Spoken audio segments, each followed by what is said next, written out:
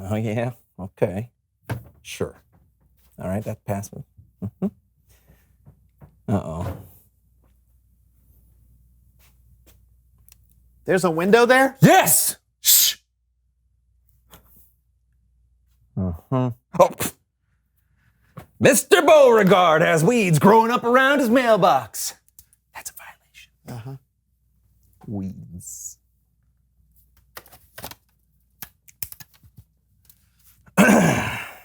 What are you doing? Neighborhood watch! Shush!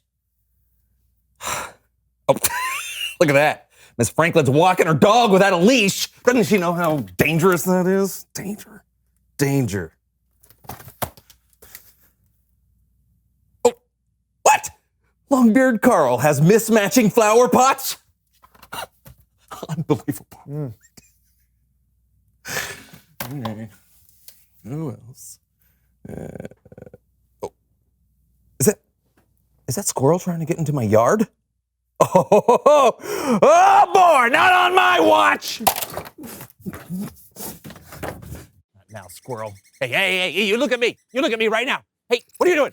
Get back. Oh, no, no, no, no.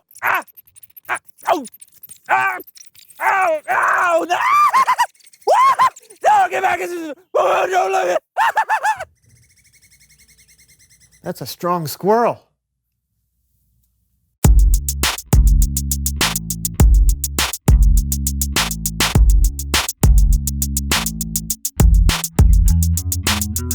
Hey everybody, I'm Brandon. I'm John. You're watching the So-and-So Show. And John is watching his neighbors. I knew something fishy was going on. What do you see? Well, I see strangers, a moving van, people moving boxes in and out of the house next door. Sounds like you have some new neighbors moving in. New neighbors? Yep. What do I do? What do I do? This is a big deal. You could go meet them after we finish the show. Well, I can't just walk over there and talk to them. I have to bring something, do something, be a good neighbor. Sounds like you're putting a lot of pressure on yourself. No, I'm not. I just want to be a good neighbor. Oh. Okay, maybe we need someone to help us. Please welcome someone who knows stuff. I'm Melinda Manners.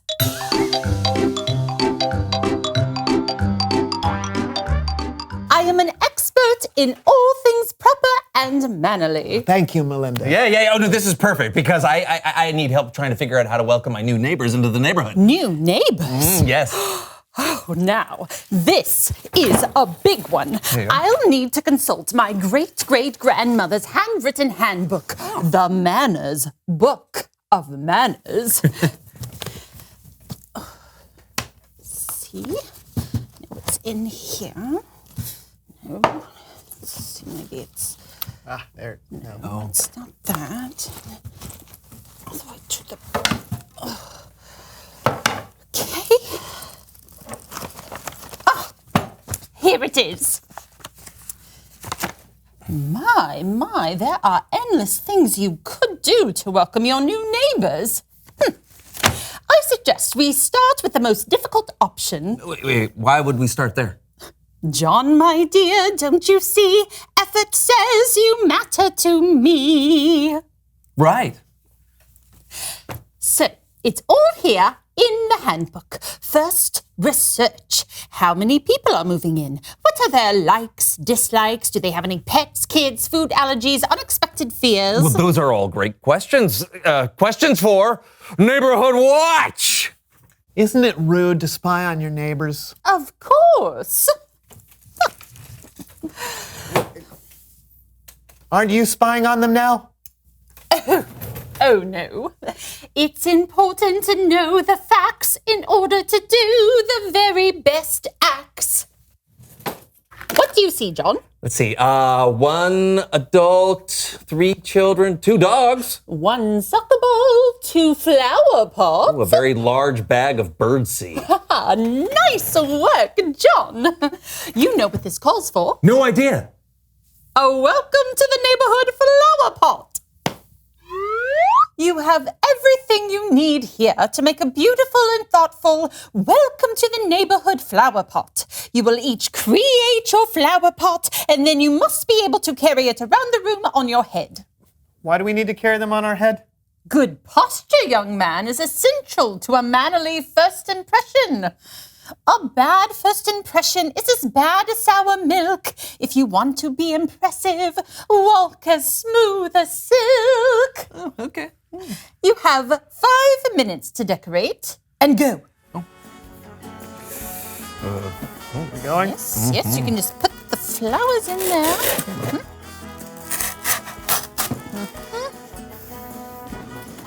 Okay. Don't forget to add the candy. Oh, right. Oh, I Save thought this room was for the me. Candy. No.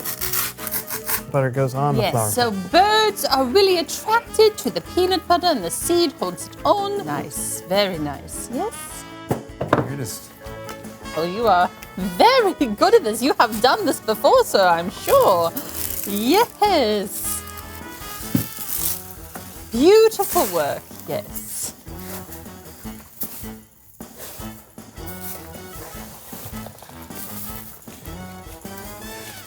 Time.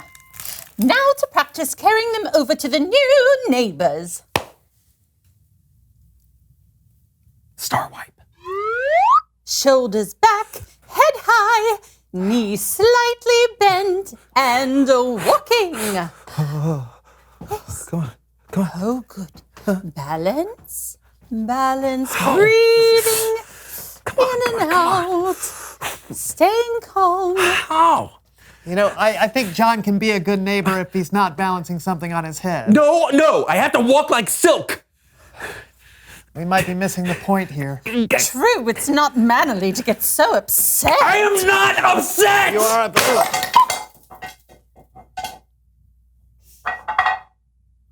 It's Bible story time with Kellen.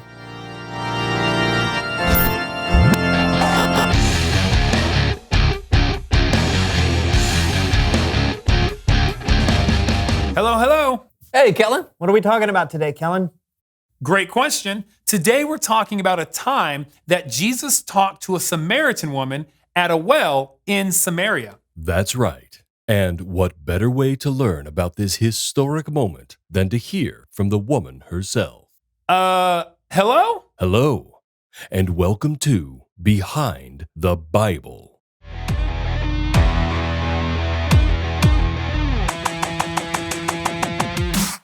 Jesus and his disciples were traveling through Samaria. Jesus, tired from his journey, sat down at a well while his disciples went into town to buy food. While he was sitting there, a Samaritan woman came to draw water from the well. It was the middle of the day, and he was just sitting there by himself. All I knew about him is that he was Jewish, and Jews did not talk to Samaritans. Plus, I'm not exactly the person people liked to talk to. Back then, most people just ignored me or were mean to me, so I wasn't gonna say anything.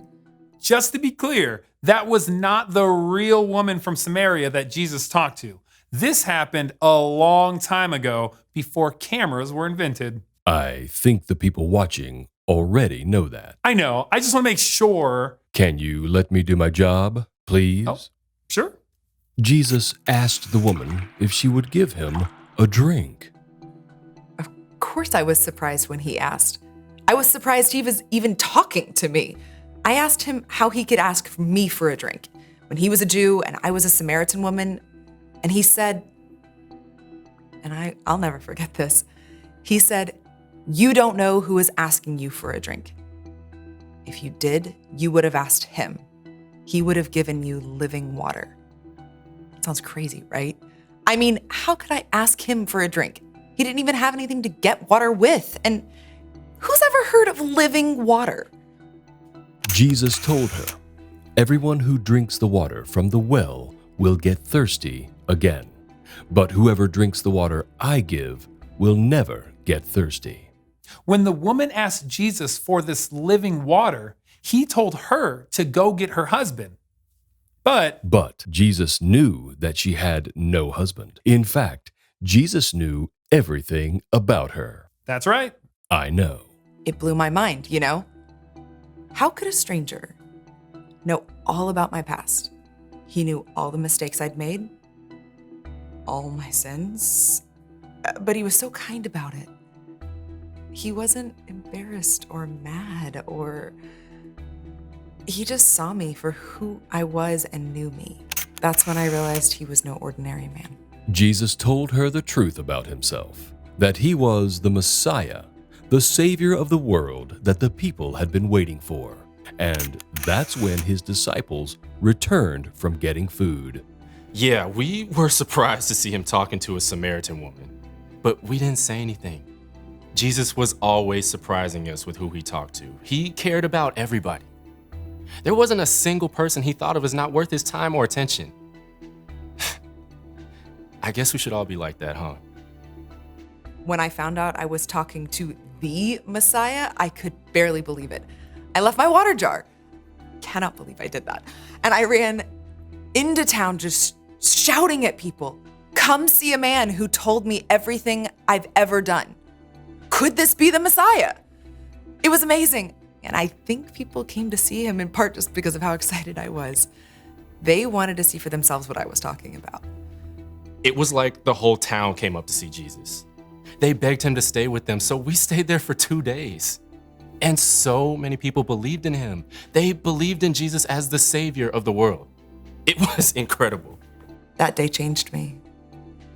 He changed me. I won't ever be the same again.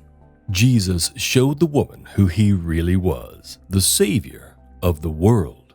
And because of her response to him, many people in her town met him and believed in him too. This has been Behind the Bible.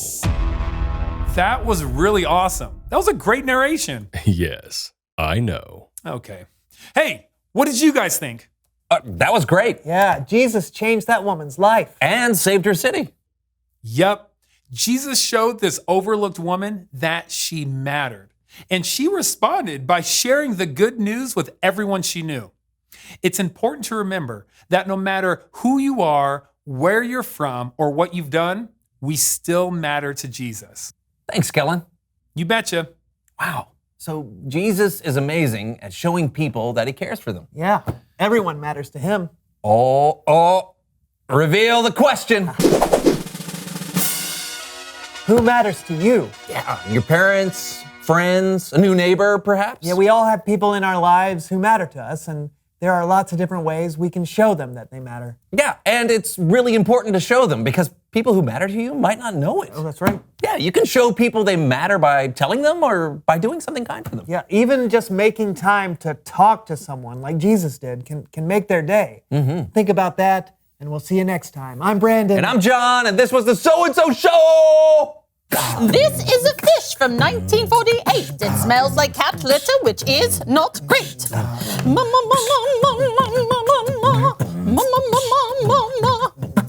This is a dog bone halfway chewed. I don't have a dog, so this one's for you.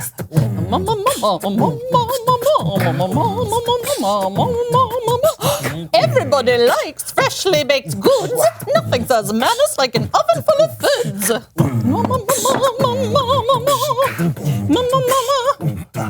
I've got the manners book of manners, the manners book of manners, the manners book of manners, book of manners, book of manners. Mama manners, mama